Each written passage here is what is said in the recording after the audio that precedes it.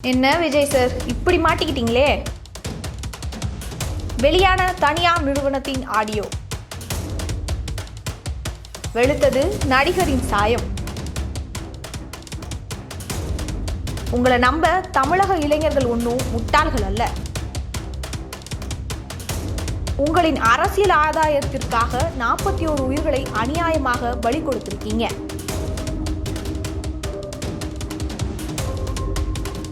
இதுதான் உங்க மாற்றமா?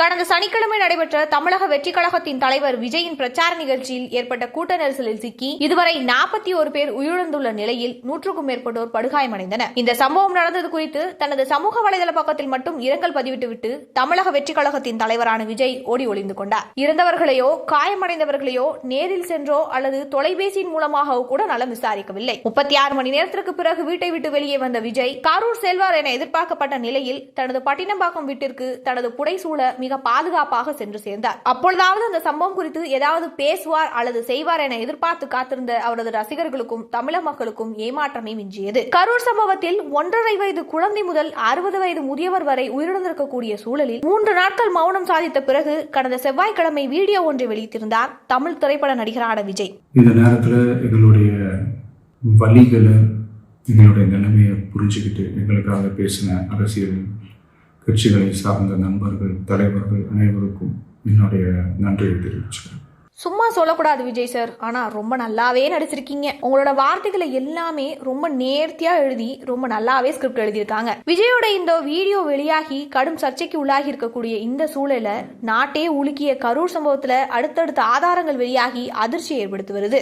அரசியல்ல மாற்றத்தை ஏற்படுத்துவார், நாட்டில் மாற்றத்தை மலரச் செய்வார் என இவரை நம்பி ஒரு கூட்டமே இருந்தது. ஆனா இந்த ஆடியோ வெளியாகி அந்த மொத்த பேரோட நம்பிக்கையையும் கனவையும் உடைச்சிருச்சுன்னு தான் சொல்லணும். நீங்க அரசியல் பண்றீங்களா இல்ல வியாபாரம் பண்றீங்களா விஜய் சார்? உங்களை நம்பி வந்த மக்களையும் இளைஞர்களையும் இப்படிதான் ஏமாத்தணுமா? நடிகர் விஜய் டிஜிட்டல் கண்டென்ட்களை உருவாக்கும் தனியார் நிறுவனமான லூப்பில் வேலை செய்யும் ஒருவரின் ஆடியோ வெளியாகி உள்ளது. வெளியே வர போற விஜயோட வீடியோ எடிட்ல இருக்கு, முடிஞ்ச உடனே உங்களுக்கு அனுப்புறோம் என்று மீண்டும் அந்த நிறுவனத்தின் ஊழியர் சொல்ல இங்குதான் நமக்கு சந்தேகமே எழும்புகிறது. அப்போ விஜய் பேசிய வார்த்தைகள் அவரோடது இல்லையா? ஸ்கிரிப்ட் தானா? அதை யார் எழுதி கொடுத்தாங்க? மக்களுக்காக பேச வேண்டிய நீங்க ஒரு கண்டென்ட்டை எடிட் பண்ணி வெளியிட வேண்டிய தேவை என்ன இருக்கு? அப்போ இன்னும் மக்களை முட்டாள்கள் நினைச்சிட்டு இருக்கீங்களா விஜய் சார்? அந்த வார்த்தைகள் எதுவும் உங்களோடதும் இல்ல, உண்மையும் இல்ல. என்ன பிரச்சனை இருந்தாலும் நாங்க பாத்துக்கிறோம், நாங்க யாருன்னு தெரியும்ல. ஜனநாயகம் படம் வரும்போது உங்களை நாங்க பாத்துக்கிறோம் என சொல்லும் அந்த குரல் யாரோடது? உங்களுக்காக வந்த ரசிகர்களையும் மக்களையுமே உங்களால பாத்துக்க முடியல, இன்னும் எத்தனை பேரோட வாழ்க்கையை அழிக்க போறீங்க? அப்படி உங்க பின்னாடி யாரு தான் இருக்காங்க என அடுக்கடுக்கான கேள்விகள் மக்கள் கிட்ட எழுந்துகிட்டே இருக்கும். இந்த சூழல்ல அதை மேலும் உறுதிப்படுத்துற மாதிரி தான் இந்த ஆடியோவும் வெளிவந்திருக்கு. அப்படி அந்த ஆடியோல என்ன சொல்றாங்கன்னு நீங்களே பாருங்க. ஹலோ ஹலோ ஹலோ ப்ரோ, நான் ராகேஷ் பேசுறேன் லூப்ல இருந்து. கவி ப்ரோவா? ஹலோ சொல்லுங்க பிரதர், கேக்குதுங்களா? கேக்குது ப்ரோ, நான் ராகேஷ் பேசுறேன் லூப்ல இருந்து. நம்பர் சேவ் பண்ணிருக்கேன் பிரதர், சொல்லுங்க. Okay okay. இல்ல ப்ரோ, அதான் லாஸ்ட் வீடியோ போட்டிருந்தோம், நீங்க டெலீட் பண்ணிட்டீங்களா? ஏன் டெலீட் பண்ணீங்க தெரிஞ்சுக்கலாமா? இல்ல பிரதர், அது பிரச்சனை ஆகும் அப்படின்னு பேசிக்கிட்டாங்க, அதான் பயமா இருந்துச்சு, டெலீட் பண்ணிட்டேன். இல்ல ரூமர்ஸ் ஸ்ப்ரெட் பண்ணா ஏதோ போலீஸ் எல்லாம் வந்து நீங்க அதுல ஒன்னும் ரூமர்ஸ்ல ஒன்னும் ஸ்ப்ரெட் பண்ணல, நீங்க சப்போர்ட் பண்ண மாதிரி தான் பேசிருந்தீங்க தளபதிக்கு. சரி, நான் எதுக்கு கூப்பிட்டேன்னா, இப்ப இன்னைக்கு ஈவினிங் ஒரு 5 o'clock தளபதியோட ஒரு வீடியோ வரும். அது வந்து நீங்க அதை வந்து எப்படி சொல்றதுன்னா, தளபதிக்கு சப்போர்ட் பண்ற மாதிரி இல்ல. அந்த வீடியோல தளபதி கொஞ்சம் எமோஷனா பேசியிருப்பாரு. ஸோ அந்த எமோஷன்ஸ் பாயிண்ட்ஸை மட்டும் வச்சுட்டு நீங்க ஒரு 2 minutesோ 3 minutesக்கோ ஒரு ரீல் மாதிரி பண்ணி போட்டீங்கன்னா கொஞ்சம் நல்லா இருக்கும். அதாவது இந்த பொலிட்டிக்கல் ஸ்டாண்ட்லாம் எதுவும் இல்ல, அவர் வந்து ரொம்ப ஒரு மாதிரி எமோஷனா இருக்காரு, அதனாலதான் இந்த 3 நாளா அவர் வந்து பாக்கல. ஸோ அவரை புரிஞ்சுக்கோங்க ஃபர்ஸ்ட். அவர் வந்து அவரோட குடும்பத்துல இருக்க 41 பேரை இறந்திருக்காரு. அதனாலதான் அவரு என்ன பண்றதுன்னு தெரியல. அவங்க போலீஸ் என்ன சொல்லியிருக்காங்கன்னா, நீங்க வந்தீங்கன்னா பெரிய இங்க கலவரம் நடக்கும், வேணாம் அப்படின்னு சொன்னனாலதான் போயிருக்காங்க. அது நம்மளுக்கு யாருக்கும் தெரியல அப்படின்னு ஒரு சட்டில் டோன் எடுத்துங்க, பொலிட்டிக்கல் டோன் எடுக்க வேணாம்.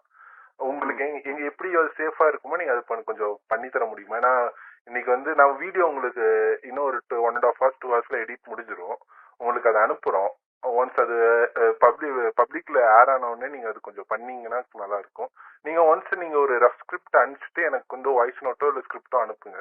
நான் ஓகேனா அதை நீங்க பண்ணுங்க, ஒன்றும் பிரச்சனை இல்லை. இல்ல பிரதர், இது சரியா வரும்னு தோணலை எனக்கு. ஆல்ரெடி ஒரு வீடியோ போட்டதுக்கே பிரச்சனை அப்படி இப்படின்னு பேசிக்கிறாங்க. வீட்டுல அது ஒண்ணு இல்லை ப்ரோ, சரி வராது பிரதர். ப்ரோ அதெல்லாம் ஒன்றும் பிரச்சனை இல்லை. நாங்க இருக்கோம்.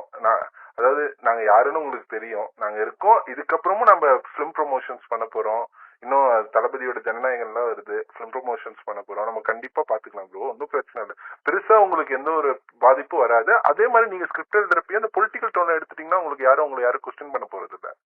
ஸோ அது கொஞ்சம் பண்ணித்தாங்க. ஏன்னா நாங்க இப்ப ஹைப்பர் லோக்கல் ஐடிஸா கொஞ்சம் போறதுனாலதான் எல்லா சின்ன சின்ன ஊர்ல இருக்க ஐடிஸையும் நம்ம எடுத்துட்டு இருக்கோம். அந்த பேரோட்ல நீங்க வந்துட்டீங்கன்னா இன்னும் இப்ப பெரிய பெரிய படத்துக்கு நாங்க ப்ரொமோஷன் பண்ண போறோம்.